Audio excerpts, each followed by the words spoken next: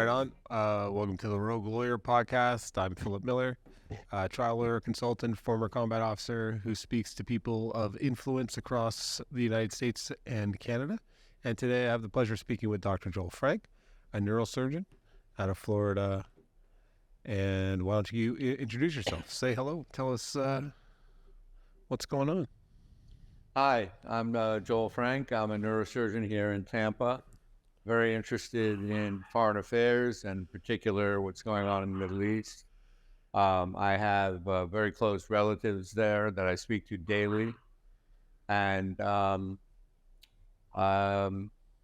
suppose that today we're going to talk about the events of what's going on. Yeah, well, I thought we would talk because I'm a trial lawyer who works in the space, and I know you work in the space, but our relationship kind of has allowed us to talk about some foreign policy issues that are going on right now that I think many people in the legal industry wouldn't mind a full and frank discussion about. Right. And I also think that citizens and the profession, both medical and legal, need to have good dialogue about topics because we have good minds and we can, our minds are usually focused on very specific things, but we can also help contribute to good dialogue on issues. And one of the things we've been talking about is what's going on right now in the Middle East between Israel and Gaza and the Palestinian issues. And I know you feel very passionate about this topic and you're interested in sharing some of your insights, and I wanted to enter into a dialogue with you about this. What is on your mind, or what do you think is relevant to our listeners? Oh, there's so much. So I think that the real problem is that there is a distortion in the world's view of a conflation of the terrorism of Hamas with the issues of the Palestinian people. So there are demonstrations all over the United States and the world that say free Palestine and at the same time support Hamas. And at the same time, of course, say anti-Semitic genocidal comments against Jews. The thing that somebody has to explain to these people, or at least those who are intellectually honest among them, is that Hamas has nothing to do with the Palestinians. They do not represent the Palestinians. The Palestinians despise them.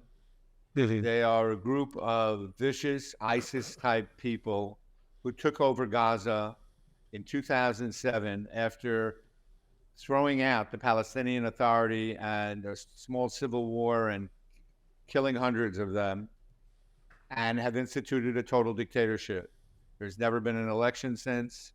There is no free speech. There's no free economy. There is nothing. And all of the billions of dollars of aid that goes into Gaza through, for example, the UN Relief Works organization goes directly to Hamas. Let me ask you a question, Doc. Let me ask you a question, Joel. Sure. We always have to be careful when we speak for another group, right? Yes. Like I don't speak for Ukrainians. I don't speak for Israelis.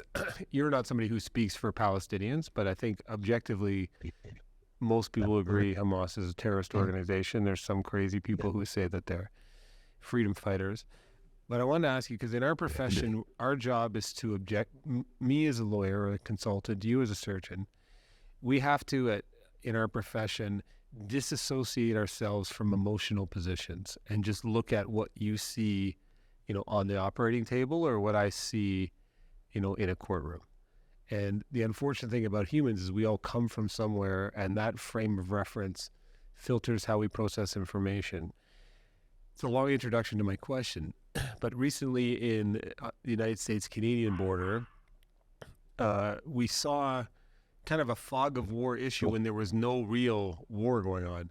And what happened, if people didn't catch it on Fox News or Canadian news, is a car exploded at the border of Buffalo, New York.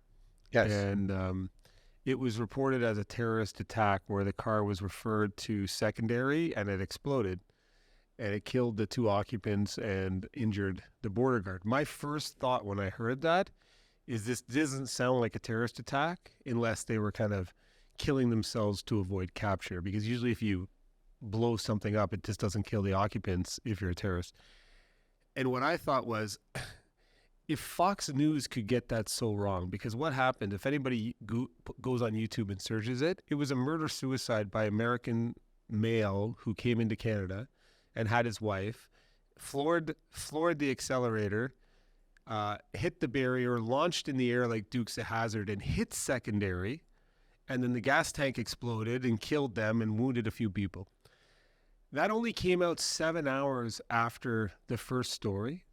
Now, at a peaceful border, without a war going on, if our news agencies could get that so absolutely wrong, how can we be so sure anything we get from either Israel or Palestine in terms of reporting on atrocities is reliable when there's like another atrocity 3 hours later and another one 3 hours later? You know what I mean? Like when you're engaged in a combat operation, if we can get reporting so wrong at a peaceful border with no other story, how can we as citizens know that we're getting the right information from a zone as turbulent as that? Well, it's an excellent question and an excellent observation about what happened at the border on that bridge. I personally did think it was a terror attack because we're so primed now to believe that there's a possibility. Recently, the FBI director, 2 days ago in Congress, said that we're on the highest terror alert since before 9/11. And blinking red lights are all over the place because of the open border down south. Now, getting back to the Middle East, the way one puts together the facts is by observing the facts. It doesn't matter what the reporting is. The reporting is, for example, the reporting about that hospital that supposedly Israel was accused of bombing and turned out to be totally wrong. But if you look at the evidence, even when they made that report, it would be obvious that the report of Israel bombing the hospital was ridiculous. Just as you pointed out, the report of this episode on the bridge of being a terror attack, knowing a little bit of the facts, was ridiculous. So the reality is what happened on October 7th, there's no question about it. I mean, there are dozens and dozens of videos taken by the Hamas terrorists of the cruelty and horrible things they did. There are now dozens of interviews by hostages that were released of the torture they underwent. And with regard to the issue of the tragedy of what's happening in Gaza, that there is no evidence, and no one has presented any evidence, that Israel is intentionally trying to destroy the civilians of Gaza. By analogy, when World War II occurred and there was massive bombing of Europe, and particularly Germany or Japan, Dresden, I don't believe that that in general there was a desire to kill German civilians. It was a desire to stop Germany and the Nazi war machine. Well, the danger of that, I'm a student of history as an ex-combat officer. Sure. Dresden, by all historical accounts now, was unnecessary, but people can get caught up in their own narrative. And Dresden was one of the most horrific bombings ever. And the problem with numbers is if your brother dies, it's very personal.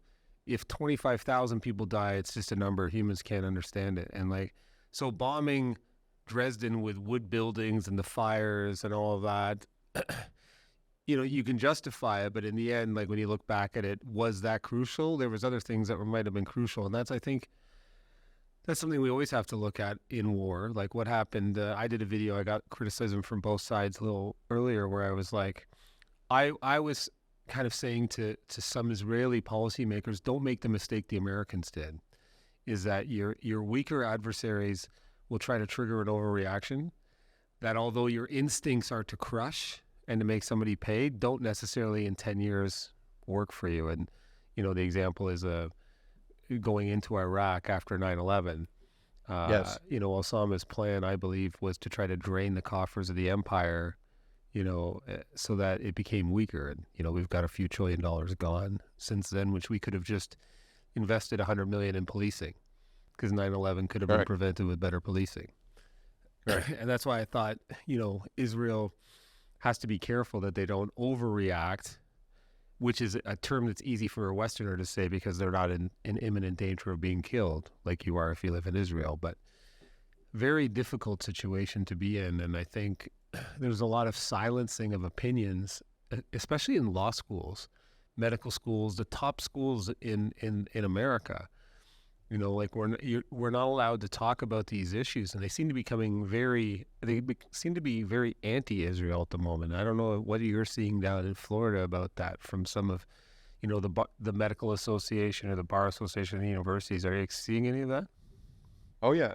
Yeah. Anti-Semitism equates now with anti-Israel. It doesn't have to be. One can be disagree, let's say in a peaceful time. One could disagree with an approach, say, that Israel may take to the issue of a two-state solution. But now, in the heat of war, in which atrocities were performed or created or done that rival anything in the history of the world, and the fact that no women's rights organization or the UN or all of the people who march for civil rights that that the Jewish establishment so strongly supported, that nobody rises up to object and condemn what was done, and instead they're condemning not only Israel but Jews throughout this country. Yeah. And the perfect example was the testimony of the three presidents of the leading universities, of which one I graduated, MIT, and I'm ashamed of the fact that those three individuals could not condemn genocidal calls for the extinguishing of Jews, not Israel, of Jews, where there are signs in these colleges, "Gas the Jews," and they would not condemn them. They said it was contextual, and they are now facing the backlash they deserve. That was an interesting hearing to look at because I actually think they're ruining the brand of those schools. Like when you look at the people yeah. who are now in charge of them, they don't actually come across as intellectual powerhouses. And like Yes. the reason why you want to hire somebody from Yale or MIT or Harvard is because they're supposed to be producing intellectual powerhouses. Yes. But when they're being led by people who spout intellectual pablum, it's a quick way to ruin a brand, or not a quick way, but I foresee in 5 years those universities' brands being worth half or less because of their moral cowardice or inability to just speak simple truths. Which if a professor is calling for the genocide of the Jews, the eradication of Israel, and they can't say that that's part of Harvard's harassment and bullying policy, but if one prof says that maybe this person is not entitled to compete against women swimmers, when it's, you know what I mean, they get kicked out of the school.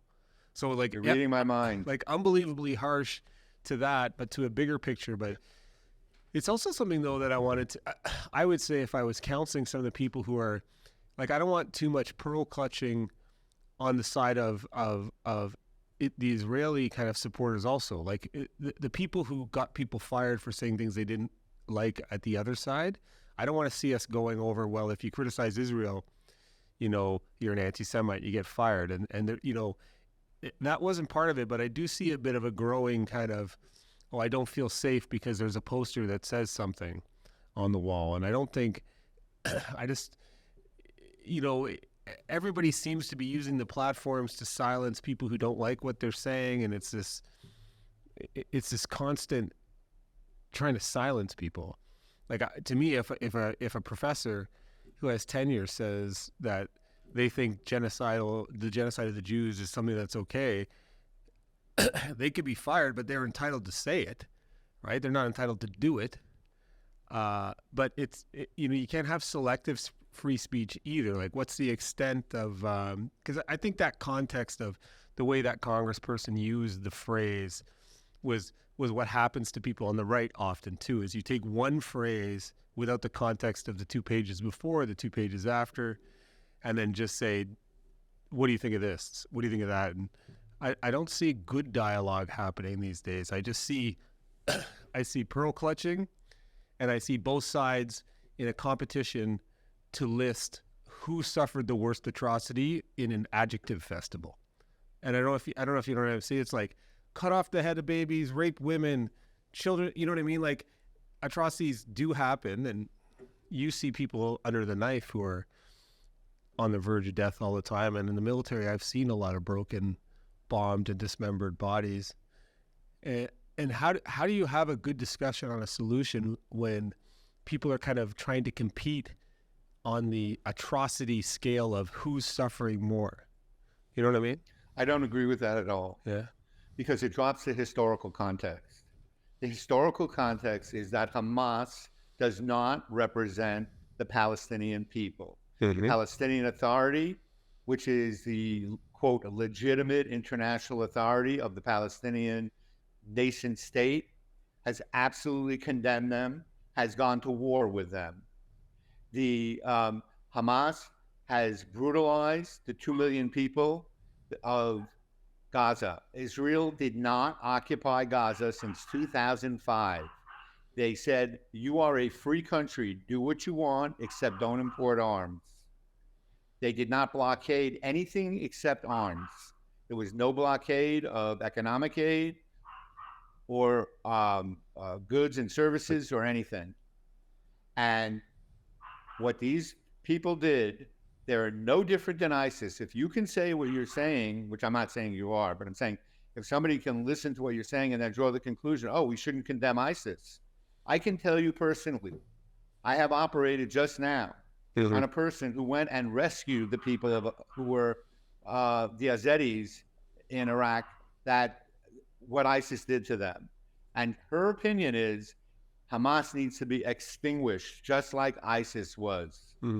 Except ISIS wasn't. Right? So it's not a matter of comparing atrocities. It's not a matter. Yes, it is horrible that thousands of Palestinians, civilians, have been killed in this war. But that is not comparing atrocities. This war would not have happened, and the war would end tomorrow if Hamas surrendered and said, we're done. And they are done. They're about to be done. But so there's no comparison of the Nazis and the free world, or of the Japanese fascists and the free world, or the communist Chinese now and the free world. And so it's not a matter of comparing atrocities. It's a matter of comparing motive, purpose, and history. Well, comparing atrocities is not the phrase. It's just like when I see somebody start an argument, and if you're logical and you know, and what you're seeing is everybody starts with babies beheaded, right? And then on the other side, you see somebody showing up a picture of a kid in the rubble in a city. And what I'm looking for people to say is, like, there's no doubt that it was a terrorist attack of grandest proportions, from a racial perspective, more serious than what happened on 9/11 in terms of number of populations killed, right? But keeping it in perspective of how many people die every day in the United States from a car accident, that's what I said back in the 9/11. I was in the military establishment. I'm like, let's take a step back here, right? You know, it's something like 7,000 people die a day in car accidents, and how many people die of obesity, and how many people die of this. So you have a certain amount of resources, and then there's certain emotional things that can trigger policies. Actually, just to correct this, 25,000 people die a year in the United States in car accidents. Okay. Anyway. You know, like, but if you're trying to just preserve life, there's ways to do it, which is to deal with obesity and unhealthiness and all of that. Sure. But some things get people much more angry than others. Obviously, murder, terrorism. But I think the angle of terrorists is that's why they do it that way. And so I always, when I kind of give some consulting to some decision makers at a high level, I'm always like, you know, make sure you're not doing what they want you to do, because if they're suicidal from the start, they don't care if they die later, if their ultimate goal is to destabilize your government or your politics. But I want to touch on another point you said. In regards to the protests, what really burns my ass about what I see in the protests against Israel for what's happening to Palestinians is, and I'll say this without any shame, is I don't think the protesters really care about Muslims, because You don't think they care about what? I don't think the protesters really care about Muslims, because when Bashar al-Assad in Syria killed 200 to 300,000 Muslims, there wasn't one protest. Exactly. Yemen has killed over 150,000 Muslims. You know, this dispute between Sunni and Shia, which most people don't understand, killed 150,000 Muslims, not one protest. But there's something about the protesters that if an Israeli kills a Muslim, then they protest. And what that tells me, and this might be controversial to some, is I think the protesters are racist, because they only protest when a Jew does it, not when a Muslim does it to a Muslim. And if you really cared about life in the Middle East, you would protest the most extreme massacres of Muslims, which aren't happening. But all of a sudden, after this terrorist attack against Israel, all of a sudden these protesters come out of the woodwork and start protesting against Israel defending itself. And so I say without hesitation that I don't think a lot of these protesters really care about Muslims. I think they just hate Jews. And that's what they're doing. I think that's a brilliant point. And the interview with Jewish students, of whom I know many of their, relatives who are in law school, college, is that they're terrified these days, but they said that this is not new. They said that it was nascent before, and this just gave it the permission to explode. And the most interesting point, I want to echo something you say, but sort of from the other side. When they say from the sea to Sinai, from the river to the sea, get rid of Israel, and Israel is oppressed, is committing genocide against Arabs, okay? You can say Palestinians, Arabs. Why is it that 2,500,000 Arabs live as equal citizens in Israel with equal complete political rights, with their standard of living not quite in general as high as Israeli Jewish citizens, but approaching it more and more, just as in the United States, minorities are approaching the Caucasian level of standard of living. But why don't these people say anything about that? Nothing. Well, yeah, it's the Palestinians are, I don't think most people know what a genocide is who says genocide. Right. A genocide is the deliberate killing of all of the people, which clearly Israel has not been doing with the Palestine. You could make an argument that the Palestinians live in an apartheid state, depending on how you want to interpret what apartheid is.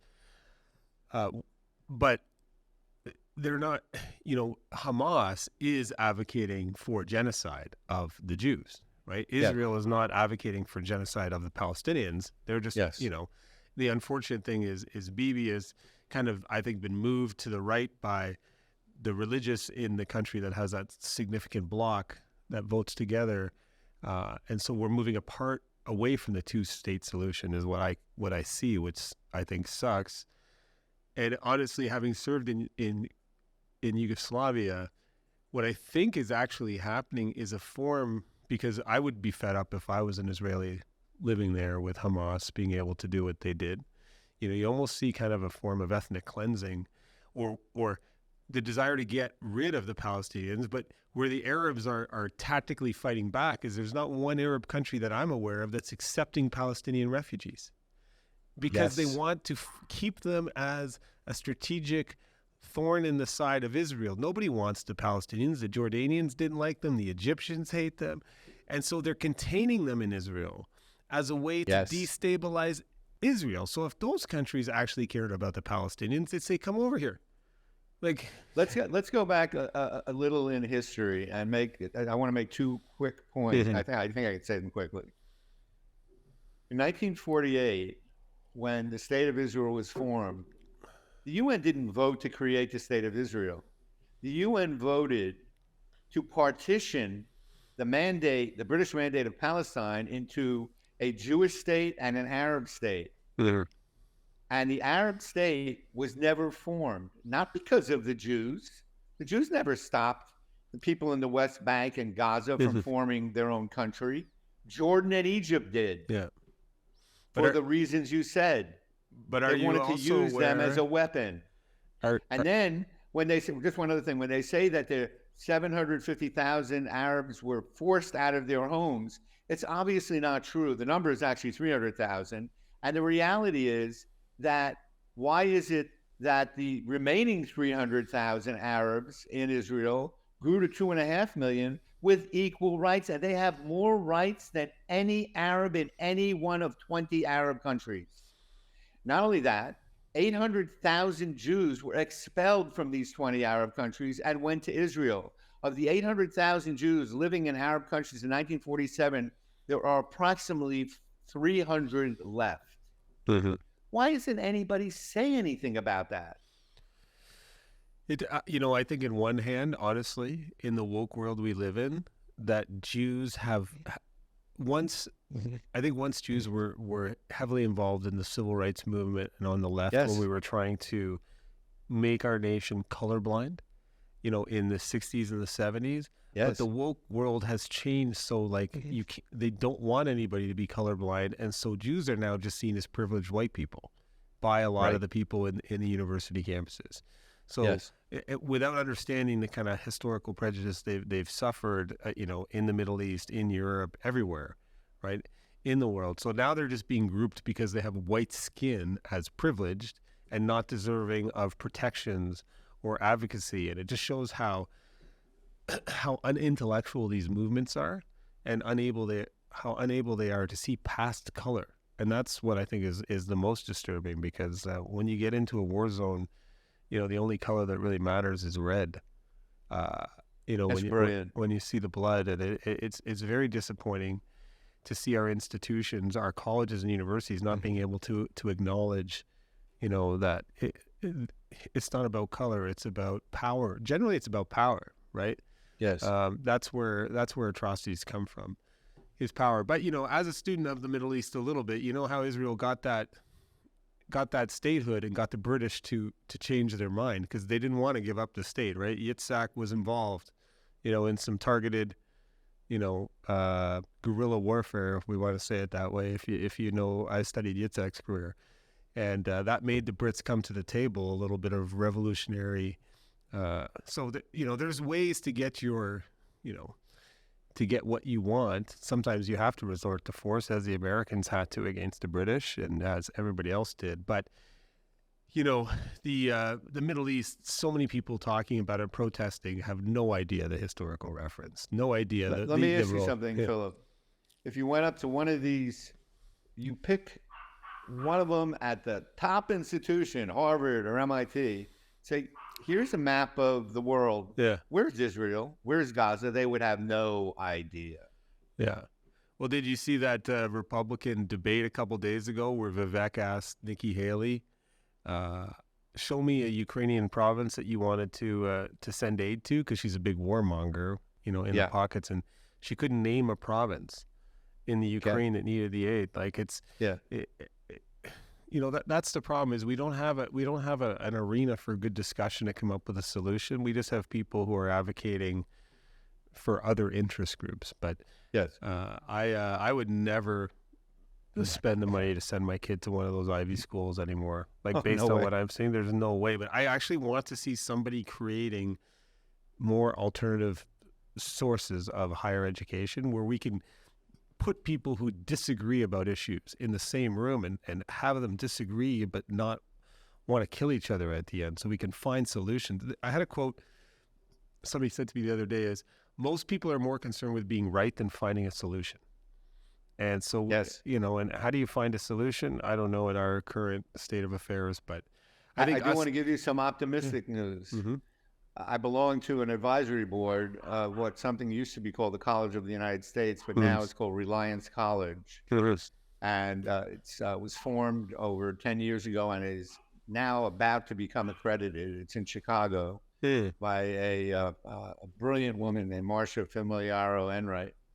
And the purpose of this institution is to foster rational dialogue, to read the great books, and to go back in history and to the modern times, and to foster rationality as opposed to what's happening in the university. The whole premise of this university, it's small, but it's starting. Yeah. And people want to look it up, reliancecollege.org, I think it is. But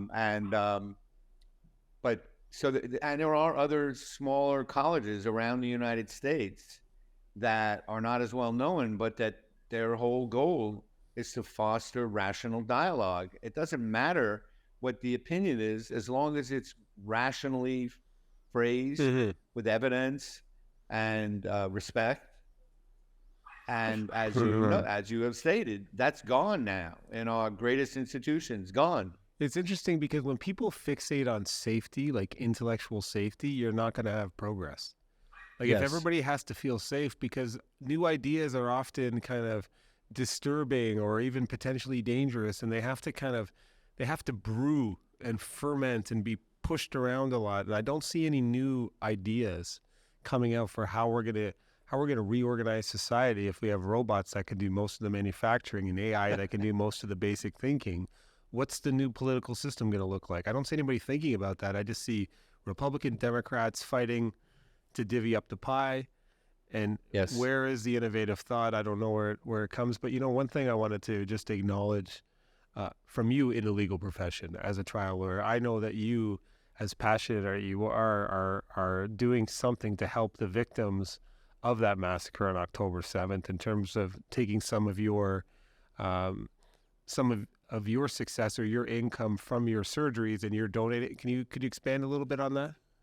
Well, originally when the crisis began, when the attack occurred, the first thing I did was, through a very close cousin in Israel, made contact with an organization that was recruiting doctors to go there who were needed.